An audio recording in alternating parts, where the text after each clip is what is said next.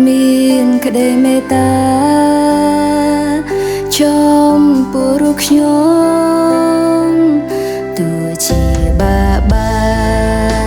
យមានការស្រែកយំខ្វល់ខ្វាយក្រៀមក្រំទ្រង់តែងប្រលូទ្រង់ជាអ្នកស្ដាប់ទ្រង់ជាសេរីសាមានក្តីមេត្តាចំពោះរូបខ្ញុំទោះជាបាក់បាយមានការស្រែកយំខ្វល់ខ្វាយក្រៀមក្រំទ្រង់តែងប្រលូគឺព្រះយេស៊ូវដែលជាអ្នកស្ដាប់ទង់សោកឈឺផ្សាទ្រង់តែងប្រណីស្រឡាញ់ក្រុមគ្នាគ្មានល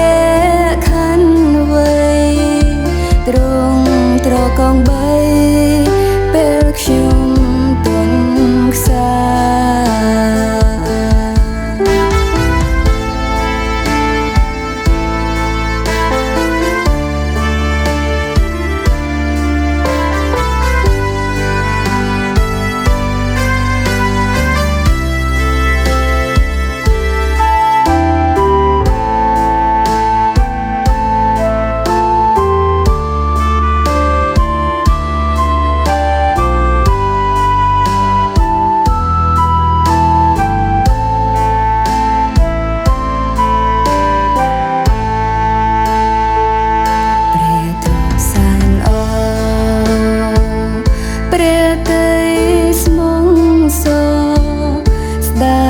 ក្តីវឹកវរ